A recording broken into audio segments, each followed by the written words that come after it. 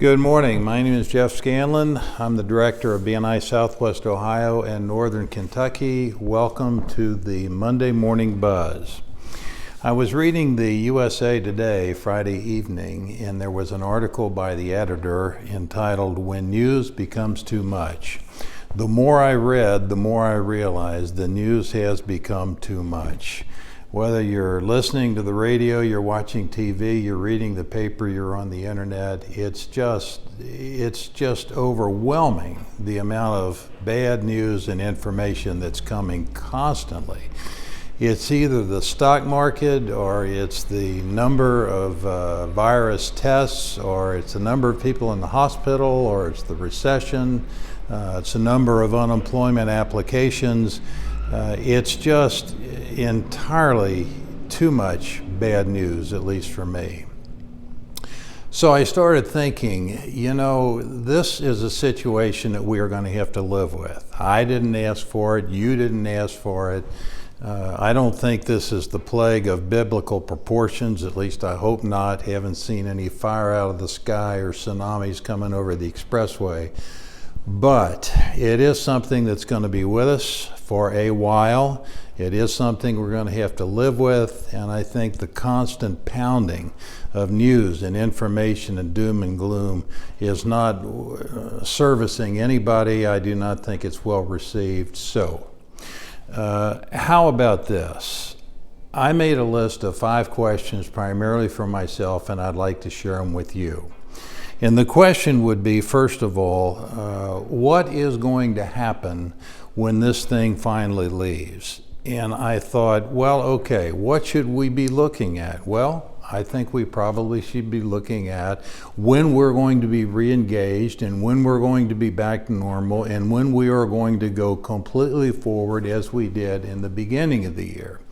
So the thought occurred to me that we probably should have some promotion and some encouragement for everybody to be thinking about the fourth quarter of 2020. So along that line, I wrote out 5 questions, primarily for myself. I will share them with you.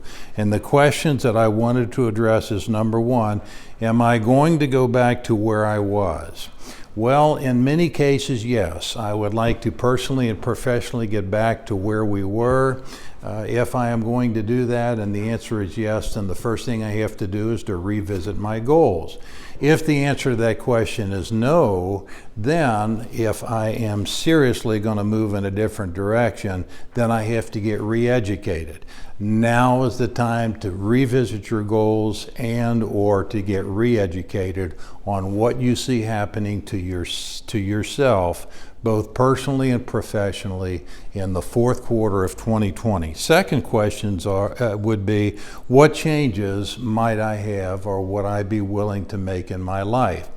I can't help but refer back to one of my heroes and mentors, which would be Warren Buffett, who doesn't know me from a bottle of Vicks. But Warren Buffett had a wonderful quote. It says, "You only have to do a few things right so long as you don't do many things wrong."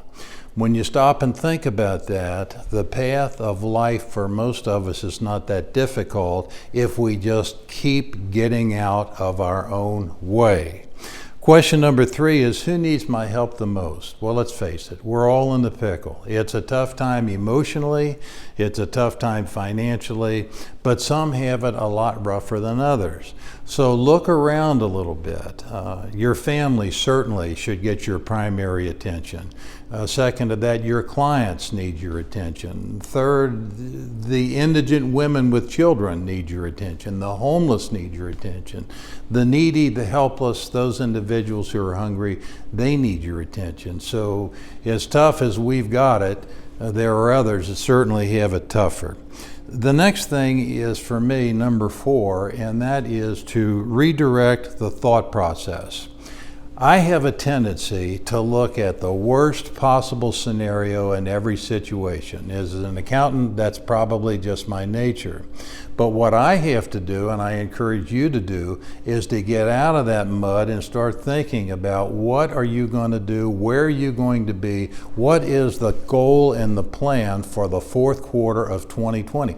That's where we're headed. That's where we have to go. That's how we're going to survive. That's how we're going to get back to where we were before this thing hit.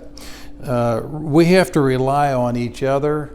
And now on BNI Connect, which seems to have not 100% participation, but we are certainly 95% there. When you stop and think about the focus of BNI Connect, it's important that you pass business. It's important that you follow the agenda. It's important that you attend. But what is equally important is that you use that platform to stay connected with your chapter members for a number of reasons. The first is, I want to know what your plan is for the fourth quarter of 2020 if I'm in your chapter, and you want me to know what your plan is. I want you to know what mine is. I want you to tell me what yours is. That's the first step. The second step is, I need your help. The third step is, you need my help. The only way to do that on any type of a networking platform right now would be Zoom or BNI Online, one and the same, or any other platform that kind of shares all of the information visually and virtually. So please stay on that. Please stay connected. So that's it for today.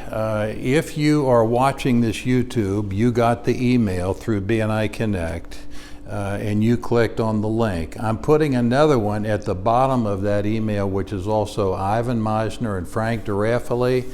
It's about 8 minutes long and it talks about how to network in difficult times. I think it's worth your while watching it. Keep the faith. Good luck to everybody. Look forward to seeing you real soon. Thanks.